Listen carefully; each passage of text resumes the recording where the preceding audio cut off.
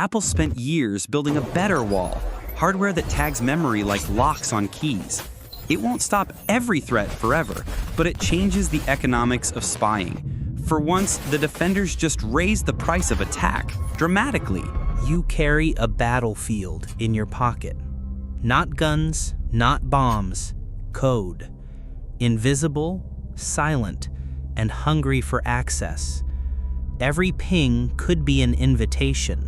What if an attacker could get in without you doing a single thing? No clicks, no downloads. This is the holy grail for them, the zero-click exploit. One tiny mistake in memory, a misshelved book, and an attacker has a door. Send the right file, exploit the flaw, and the phone becomes a living spy. Of course, Apple built a formidable digital fortress to protect us, but attackers kept finding tiny, invisible cracks to exploit. This isn't amateur trouble, it's a paid-for trade. Mercenary spyware, suites that turn phones into 24/7 surveillance devices. Targets? Not just leaders or reporters, anyone connected to them. You know, there's a hidden war being fought every single day. And the battlefield? It's the device that's probably in your pocket or on your desk right now. It is a super high-stakes arms race between some of the world's biggest tech companies and, well, a very shadowy industry of spyware developers. So, let's dive into this invisible threat. Just think about that for a second. We've all been trained for years, right? Spot the phishing emails, avoid the sketchy links. But what if an attacker could get into your iPhone, your iPad, your Mac, without you doing a single thing? No clicks, no downloads, nothing. It sounds like something out of a movie, but it is an absolutely terrifying reality. And this is what the bad guys are after. This is the holy grail for them, the zero-click exploit. It means some malicious file, maybe hidden inside a totally normal-looking iMessage, can take over your entire device, and you would never even know it was there. It's basically the digital version of a silent, invisible intruder. Now, the tool of choice for these kinds of attacks is often this really sophisticated stuff we call mercenary spyware. And the most infamous one, the one you've probably heard of, is called Pegasus. Look, this isn't just some regular malware. It is a full-blown surveillance suite. It can turn your own phone against you, transforming it into a 24/7 spy. With that level of access, the stakes for your privacy and security, well, they couldn't be higher. Now, you might be thinking, okay, but this only affects, high-profile people. And yeah, it's true that journalists, activists, and politicians are definitely prime targets, but the net gets cast a whole lot wider than that. See, attackers often go after people who are just connected to a main target, their friends, their family, their colleagues, as a kind of stepping stone. We've even seen Reddit users get official warnings from Apple about this, so you really don't have to be a world leader to get caught in the crossfire. So the big question is, how does this invisible villain actually get inside what we're always told is a super secure device? Well, the secret lies in this fundamental vulnerability that has been a headache for software developers for decades. It all comes down to something called memory corruption. Okay, imagine your phone's memory is like a giant library with millions and millions of shelves. Normally, every piece of data knows exactly where it's supposed to go. But a memory corruption bug? That's like a clumsy librarian accidentally putting a book on the completely wrong shelf. It creates a little bit of chaos. And for an attacker, that chaos is everything. It's the tiny crack they can use to slip their own malicious instructions onto the shelves. So an attack like the ones Pegasus uses follows this simple but devastating pattern. It all starts with sending a specially crafted file. It could be an image, a PDF, really anything, through an app like iMessage. The ops code has a tiny flaw and it mishandles that file, creating that memory corruption we just talked about. In that split second of confusion, the attacker's code hijacks the process and boom, just like that, they're in. Of course, Apple hasn't just been sitting around doing nothing.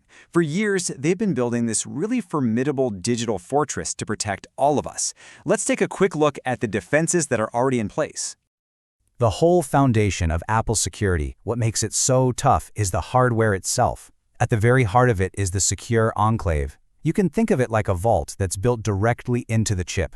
It's a completely separate, isolated processor that handles your most sensitive data, your Face ID, your passcode, all your encryption keys. The idea is that even if the main operating system gets compromised, the secure enclave is designed to keep that core data safe and locked away. And on top of that hardware foundation, Apple stacks multiple layers of software defense. You've got Secure Boot, which makes sure that only trusted Apple software loads when you turn your phone on. Then there's Sandboxing, which puts every single app into its own little box so it can't mess with other apps or the OS. And for those who are at the highest risk, there's even something called Lockdown Mode, which is like an emergency kill switch that severely restricts features to shrink the attack surface.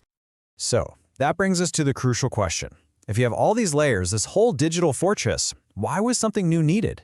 Well, because even with all that protection, attackers were still finding ways to exploit those tiny invisible cracks of memory corruption. This whole spyware arms race is a constant game of cat and mouse. Apple knew they needed a more fundamental solution, something that could shut down this entire class of attacks, not just with software patches, but with hardware. And that, right there, is where the real game changer comes into play. And this wasn't some quick fix. According to Apple, this project was the culmination of a 5-year engineering effort.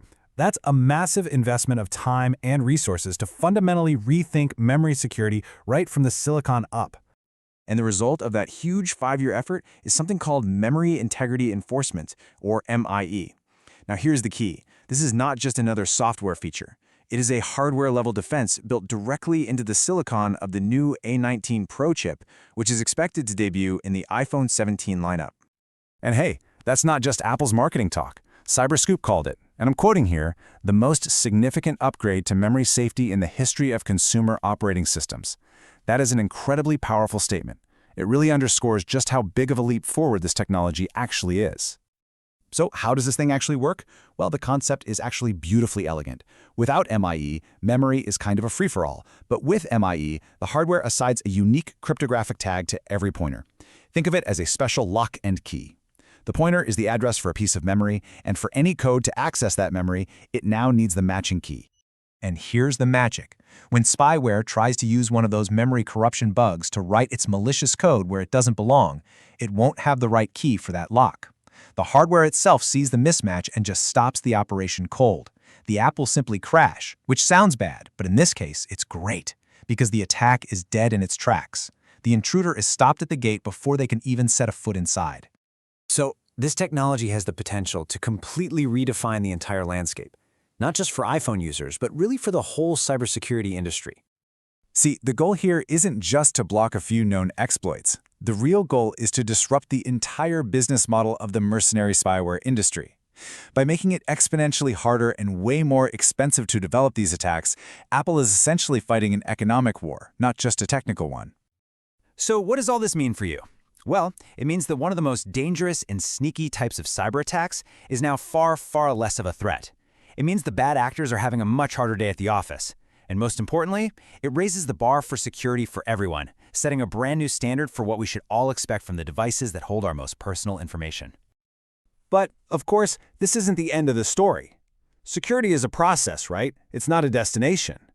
The attackers, they will regroup. They will look for new ways to attack, new kinds of vulnerabilities to exploit. That game of cat and mouse, it never really ends.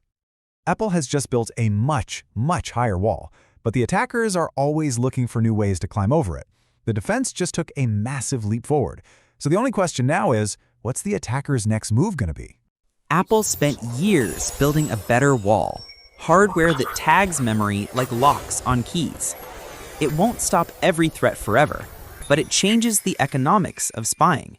For once, the defenders just raised the price of attack dramatically. So Apple engineered a more fundamental solution, not with software, but with hardware. A game changer built directly into the silicon that shuts down entire classes of attacks before they even begin. It's the most significant upgrade to memory safety in history. But is it enough?